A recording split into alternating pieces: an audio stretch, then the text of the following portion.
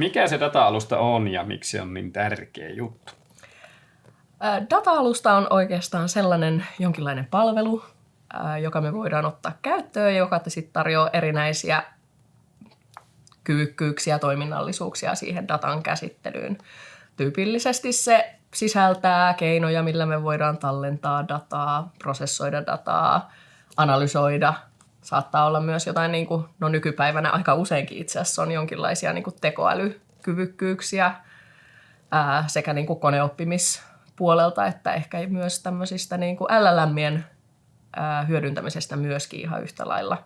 Eli se voisi sanoa, että se on vähän semmoinen kokoelma erilaisia toiminnallisuuksia, jotka hyödyntää joita pystytään hyödyntämään siinä datan käsittelyssä ja hyödyntämisessä myöskin.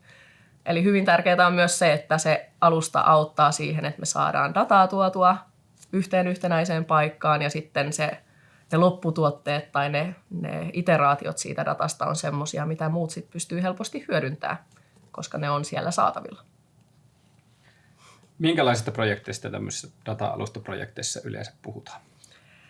Data-alustaprojekteihin liittyy yleensä aika itse asiassa monenlaisia osia, eli siihen liittyy enemmän myös semmoista määrittelypuolta, mitkä on itse asiassa ne käyttötapaukset ja lopputulokset, mitä me halutaan saavuttaa. Keskitytäänkö me esimerkiksi aluksi jonkinlaiseen raportointiin, että saadaan näkyviin vaikka myyntilukuja tai talouslukuja tai jotain muuta, joka liittyy meidän liiketoimintaan. Tai sitten ne käyttötapaukset voi olla jotain ihan muuta. Halutaan määritellä jonkinlaisia rajapintoja tai tarjota dataa ulospäin tai muuta vastaavaa. Mutta sen lisäksi, että tiedetään tavallaan, mihin sitä dataa halutaan hyödyntää, niin sittenhän siihen tietenkin liittyy se itse alusta. Siihen liittyen, jos ei ole alustaa olemassa, niin se saattaa olla sen alustan pystytys tai jotain sen konfigurointia tai toiminnallisuuksien käyttöönottoa. Ja sitten tietenkin niiden, että saadaan ne käyttötapaukset mahdollisiksi, niin sitten meidän tarvitsee jollain tavalla saada sitä dataa, mitä niihin tarvitaan. Eli usein liittyy, että tehdään tämmöistä datan sisääntuontia, jonkinlaista prosessointia sille sisään tulevalle datalle ja sitten siihen käyttötapaukseen liittyvää tämmöistä mallintamista, että missä muodossa sen datan pitää olla, että se saadaan hyvin näkyviin sinne vaikka raporttiin juurikin. Mitä se data-alusta mahdollistaa? Data-alusta mahdollistaa esimerkiksi sen, että meillä on niitä erinäisiä työkaluja käytettävissä. Eli kun alustat usein on semmoisia, jotka tarjoaa useita erilaisia toiminnallisuuksia, niin meillä on ne hyödynnettävissä sillä joustavasti.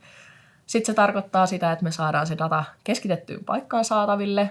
Eli silloin sitä dataa on helpompi hyödyntää koko organisaatiossa. Se ei jää vaan sinne kädet savessa oleville tekijöille pelkästään ja he tietää, missä se data on ja minkä muotoista se on, vaan se on mahdollista tuoda myös näkyville sinne muille käyttäjille. Ja varsinkin modernit pilvipohjaiset alustat mahdollistaa. Siellä on usein työkaluja, joilla se data voidaan saada näkyville ihan liiketoiminnan käyttäjille helpolla tavalla. Niin siinä ehkä pari keskeisintä nostoa. Loistavaa.